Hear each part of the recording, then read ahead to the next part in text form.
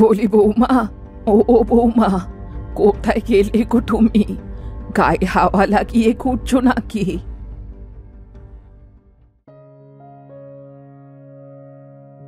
আপনি তো জানেনই মা, আমি ঠিক সময়ে আপনাকে খাবার দেব, তবু সকাল হলেই চেঁচামেচি কেন করেন? আমার বাড়িতে আমি চেঁচামেচি করব কি না করব, সেই কৈফিয়ত কি আমি তোমাকে দেব? না, আপনার বাড়ি আপনি সারাক্ষণ চেঁচাতেই পারেন, কিন্তু অযথা আমার ওপর তো করতে পারেন না। এত মুখে মুখে তর্ক করছো কেন? বেয়াদব মেয়ে ছেলে কোথাকার! শাশুড়িকে সম্মান করতে হয় সেও কি জানো না এখনো? মা, সকাল সকাল কথা না বাড়িয়ে খাবারটা খেয়ে নিন, খাবারটা ঠান্ডা হয়ে যাবে। এই তোমার খাবার সময় হলো? আমি ঘুম থেকে উঠেছি সেই কখন। না, আপনার ঘুম থেকে ওঠার সাথে সাথে যদি আপনাকে খাবার দিতে হয়, তাহলে তো আমাকে রাতে রান্না করতে হয়। কেন সকাল সকাল ঘুম থেকে উঠতে পারো না? আমি সকালেই ঘুম থেকে উঠি মা, কিন্তু সূর্য ওঠার আগেই তো আপনি উঠে পড়েন। তোমার জন্য তো আমি আমার অভ্যেস বদলাতে পারবো না বাবু। অভ্যেস তো বদল করতে বলিনি, শুধু বলেছি সকালে একটু চেঁচামেচি করাটা বন্ধ করুন। খবরদার আমার মুখে মুখে কথা বলবে না বলে দিচ্ছি, তাহলে কিন্তু ঘাড় ধাক্কা দিয়ে বাড়ি থেকে বের করে দেব। তা তো আপনি অবশ্যই পারবেন, আপনার বাড়ি, আমরা আর এ বাড়ির কি? সেটাই তো, তোমার মতো একটা জলজ্যান্ত অকর্মা ঠেকি তাকে কিনা বসিয়ে বসিয়ে খাওয়াচ্ছি। আমি তো মোটেও বসে খাই না, সারাদিন অনেক কাজ করি। কাজ করে আমায় উদ্ধার করে ফেলেছ, চোখের সামনে থেকে যাও তো।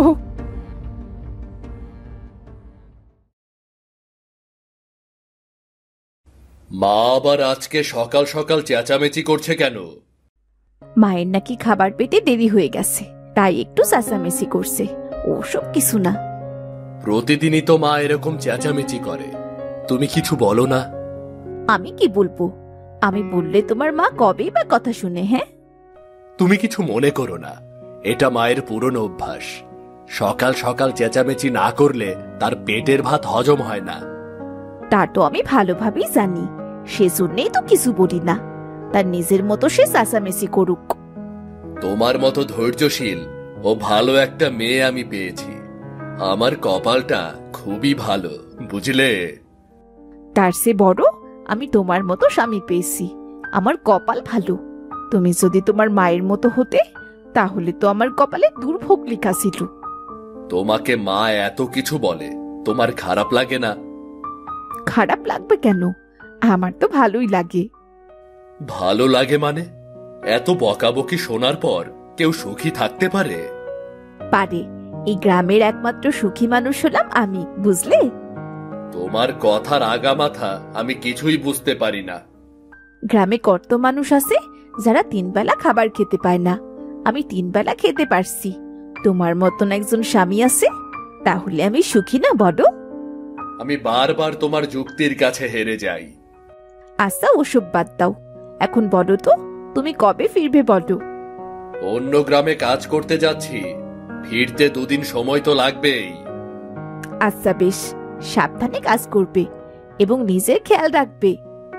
আচ্ছা, আমি তাহলে যাচ্ছি, আবার যাওয়ার সময় হয়েছে। তুমি মায়ের দিকে একটু খেয়াল রেখো, কেমন? তুমি মাকে নিয়ে চিন্তা করো না, আমি থাকতে মায়ের কিচ্ছু হবে না, তুমি নিজের খেয়াল রেখো।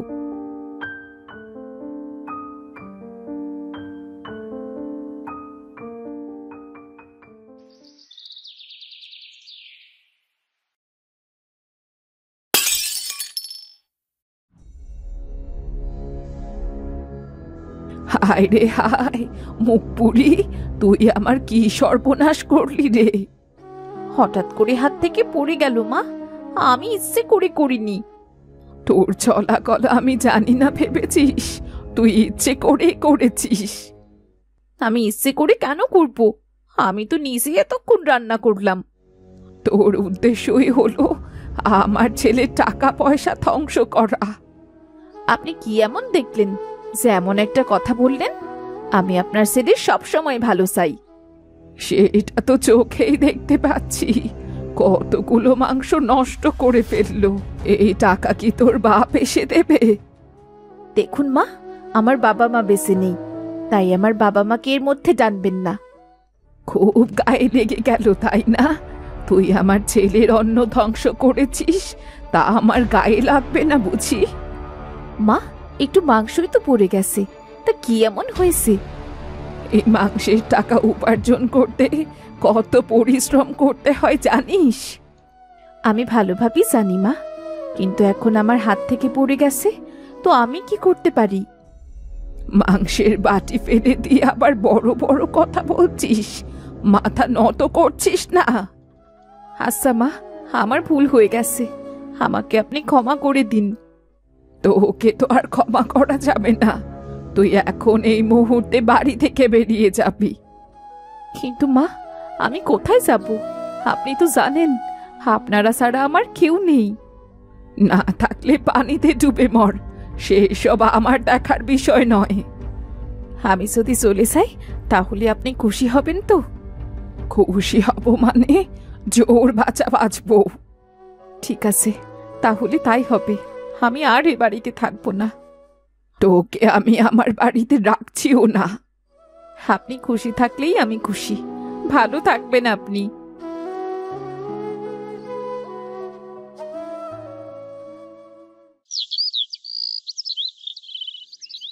কি হলো বৌদি, এই দুপুরবেলা তুমি এখানে বসে আছো কেন? তাহলে কোথায় থাকবো শুনি? আমার তো আর বাড়ি ঘর নেই। বাড়ি ঘর নেই মানে?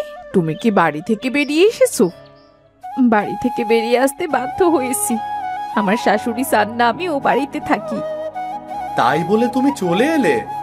তোমরা শাশুড়িকে কিছু বলতে পারলে না? আমি বারবার অন্যের খুশিতে নিজেকে খুশি মনে করি।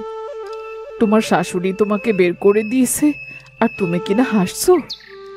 সবসময় সর্বাবস্থায় হাসি খুশি থাকতে হয়, এইটাই একজন সুখী মানুষের লক্ষণ। কিন্তু তুমি তো বর্তমানে সুখী নও, তুমি তো দুঃখী। ওই যে বললাম, দুঃখে থাকলে চলবে না, সবসময় সুখে থেকে নিজেকে সুখী মানুষ হিসেবে তৈরি করতে হবে। তোমার এইসব জ্ঞানের কথা আমার মাথায় ঢোকে না বৌদি। চলো চলো, এভাবে রাস্তায় বসে না থেকে আমার বাড়িতে চলো।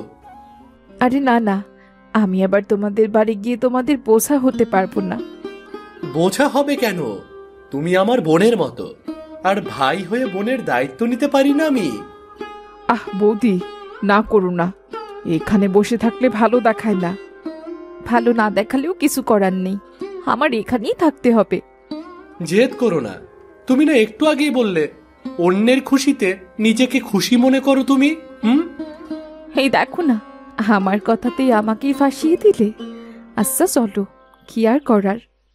আমি বলে রাখলাম বৌদি, তুমি কিন্তু এখন থেকে আমাদের বাড়িই থাকবে, এ বাড়িতে আর কখনো যাবে না।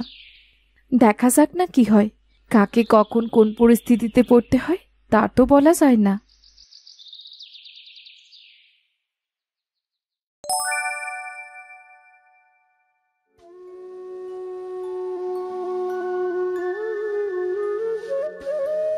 মা, ও মা, মিথিলা, তোমরা কোথায় গেলে? এদিকে একবার এসো, এসো এদিকে একবার। কি তোর এই অবস্থা হলো কিভাবে? তুই এভাবে উঠোনে পড়ে আছিস কেন বাপ? মাগো, গাছ পড়ে আমার কোমর ভেঙে গেছে মা।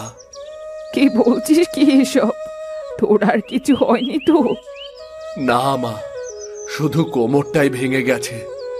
লোকজন ধরে আমাকে বাড়িতে দিয়ে গেল। মিথিলা কোথায়? ওর কথা পরে হবে, আগে তুই বল তোর কথা। তোকে তো ঘরে নিতে হবে।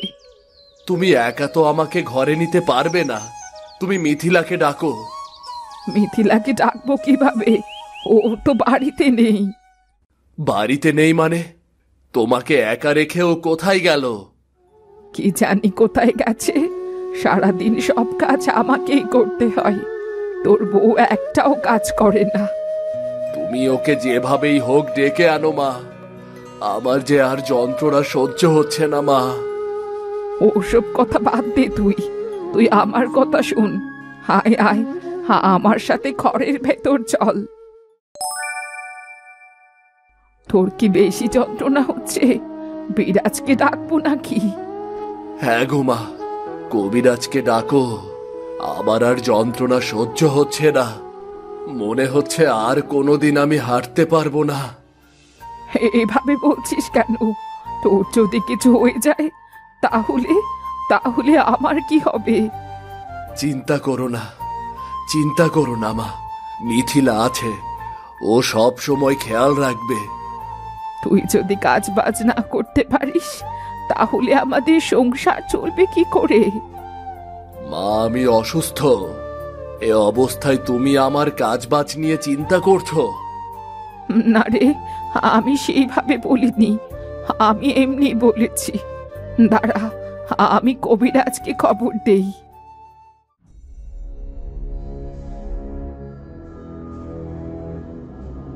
বৌদি, ও বৌদি, কোথায় গেলে তুমি? এদিকে শিগগির এসো। তোমার জন্য খবর নিয়ে এসেছি আমি, খারাপ খবর। কি হলো? এইভাবে ডাকাডাকি করছো কেন? কি খবর এনেছো? তুমি এখনো জানো না বুঝি? ওদিকে সর্বনাশ হয়ে গেছে। সর্বনাশ হয়েছে মানে? শাশুড়ি মায়ের কিছু হয়েছে নাকি? তিনি কি অসুস্থ হয়ে পড়েছে? তুমি সব সময় তোমার ওই শয়তান শাশুড়িকে নিয়ে ভাবো। হয়েছে তোমার স্বামীর, তোমার শাশুড়ির কিছুই হয়নি। তোমার দাদার আবার কি হলো? ও তো কাজে গেছে। দাদা আজ কাজ থেকে ফিরে এসেছে। কাজে গিয়ে গাছ থেকে পড়ে তার কোমর ভেঙে গেছে। কি বলছো কি এসব? আমার এখনই বাড়ি যেতে হবে। না বৌদি, না। তুমি বলেছো তুমি আর ও বাড়িতে কখনোই যাবে না। না না, এমন কথা কখনো বলিনি। আমাকে ও বাড়িতে যেতেই হবে। তুমি যদি আবার যাও তাহলে তোমাকে আবার অপমান করে বের করে দেবে। দিলে দিক, তবু আমাকে যেতেই হবে। আমাকে বাধা দিও না তোমরা। কিন্তু বৌদি, তুমি আমাদের কথাটা একবার শোনো। না না, তোমাদের কারো কোনো কথাই শুনবো না আমি। তোমাদেরকে অনেক ধন্যবাদ আমাকে আশ্রয় দেওয়ার জন্য। আচ্ছা বৌদি, তুমি যাও, কিন্তু তোমাকে যদি বের করে দেয় তুমি কিন্তু আবার আমাদের বাড়ি আসবে। আসবো আসবো, আমার তো আর যাওয়ার কোনো জায়গা নেই। আচ্ছা, তাহলে এখন যাও, সাবধানে যাবে। আমরা তোমার সাথেই আছি। তোমার দাদার বিষয়ে যদি কোনো প্রয়োজন হয় তাহলে কিন্তু আমি তোমাদেরকেই বলবো। বলবে বৌদি, কোনো সমস্যা নেই। আমরা সব সময় সব অবস্থায় তোমার পাশে আছি।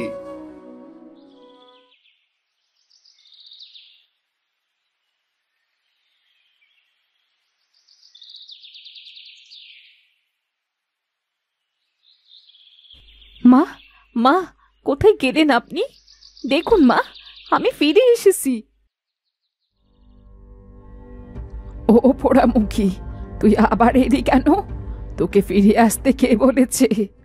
দয়া করে আমাকে আর বকাবকি করবেন না মা। আমি আপনার ছেলেকে দেখতে এসেছি।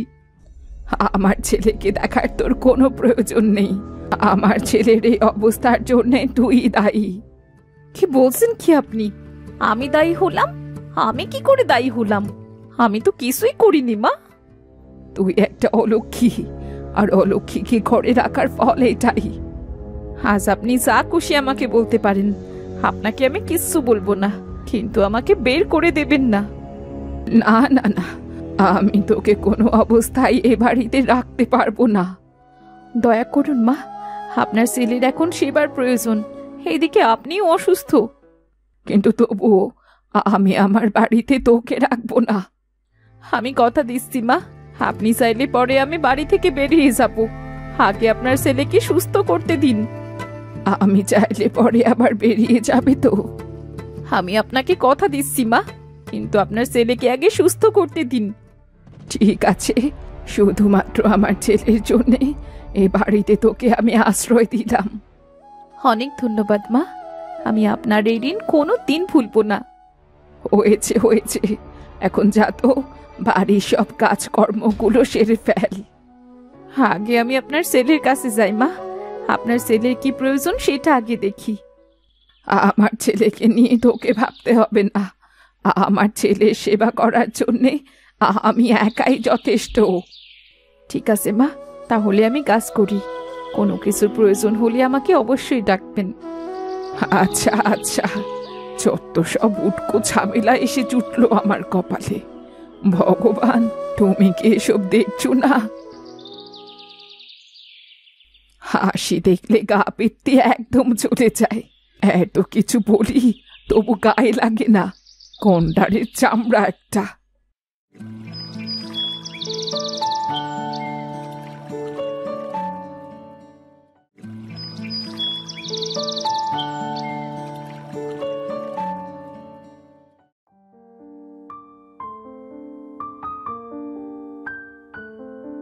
কি হলো কি আজকে? চেঁচামেচির আগেই যে খাবার চলে এসেছে, মতি গতি হয়েছে নাকি? না না মা, আপনার সাথে আমার গুরুত্বপূর্ণ কিছু কথা আছে। যদি অনুমতি দেন তাহলে বলতে পারি। গুরুত্বপূর্ণ কথা? আচ্ছা বলো দেখি। মা, ঘরে তো কোনো টাকা পয়সা নেই, তাছাড়া খাবারও ফুরিয়ে গেছে। এই অবস্থায় যদি কোনো কাজ করতে পারি আমি। তুমি কাজ করবে? তুমি কি কাজ করবে শুনি? এই গ্রামে তোমার জন্য কি কাজ আছে? কিছু একটা তো করতেই হবে মা। আপনার ছেলের যে অবস্থা, তাতে এইভাবে বসে থাকলে তো চলবে না। তা অবশ্য তুমি ঠিকই বলেছ। আমার ছেলেরও চিকিৎসার জন্য টাকার প্রয়োজন আছে। আমি সেই জন্যই আপনার কাছে একটা কথা বলতে এসেছি। যদি আমাকে অনুমতি দেন তো। কিন্তু কি কি কাজ করবে তুমি? আমি সিদ্ধান্ত নিয়েছি আমি মাছ ধরবো, আর এর থেকে সহজ কাজ আমি পাবো বলে মনে হয় না। তুমি যে মাছ ধরবে, গ্রামের মানুষজন তোমায় কি বলবে? আমরা যে এখন না খেয়ে আসি, গ্রামের মানুষজন কি আমাদের খাবার দিচ্ছে মা? তা অবশ্য ঠিক, তবে সমাজ বলেও তো একটা কথা আছে। মানুষের কথা শুনতে ভালো লাগে না, বুঝলে? কোনো কিছু হবে না মা, দু একজন বললেও তারা চুপ হয়ে যাবে। আপনি আর না করবেন না। এ বিষয়ে আমি না করতেও চাই না। তুমি তোমার ইচ্ছে অনুযায়ী কাজ করতেই পারো। আপনাকে অনেক ধন্যবাদ মা, আপনি চিন্তা করবেন না। আমি কাজ করে সব ঠিক করে দেব। ঠিক আছে ঠিক আছে, তবে বেশি পাকামো করো না যেন। গ্রামের মানুষজনকে তো চেনোই। আমি কারোর সাথে কোনো ঝামেলা করব না মা। আমি শুধু মাছ ধরতে যাব, মাছ ধরবো আর চলে আসবো। আচ্ছা ঠিক আছে, যাও তাহলে। আচ্ছা মা, আপনি আপনার ছেলের খেয়াল রাখবেন।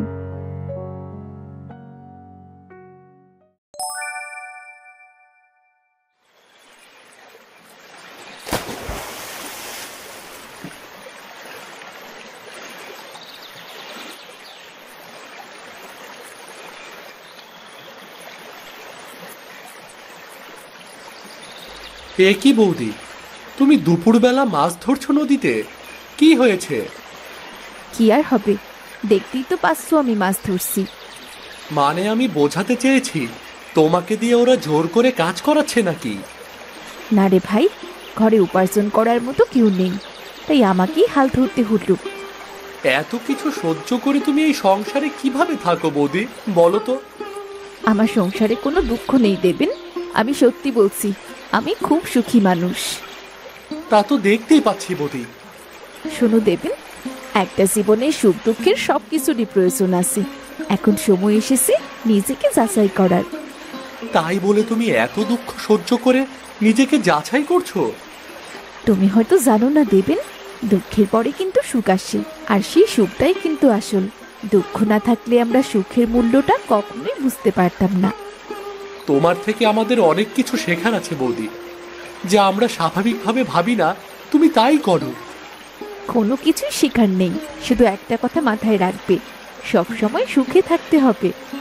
আচ্ছা দেখি, তুমি কত কত মাছ ধরতে পেরেছো, দেখি তো। বাহ বৌদি, তুমি তো অনেক মাছ পেয়েছো। এই অবস্থায় এত মাছ তুমি কিভাবে ধরলে? সবই হলো কপাল, বুঝলে? এখন এগুলো যদি বিক্রি করো অনেক টাকা পাবে। এখন অনেক টাকার প্রয়োজন আছে, তোমার দাদার চিকিৎসা করাতে হবে তো। তাহলে তো তোমাকে আরো পরিশ্রম করতে হবে। পরিশ্রম করলে অবশ্য আমার কোনো অসুবিধা নেই। সংসার সামলে আবার এত পরিশ্রম করে তুমি কিভাবে উপার্জন করবে বৌদি? সৎ ইচ্ছে থাকলে সব সম্ভব। তোমরা শুধু মন দিয়ে প্রার্থনা করো আমার শাশুড়ি যেন একটু শুধরে যায়।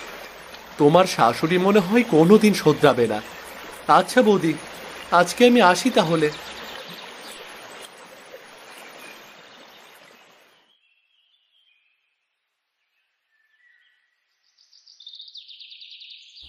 কি হলো বৌমা, আসতে এত দেরি হলো কেন?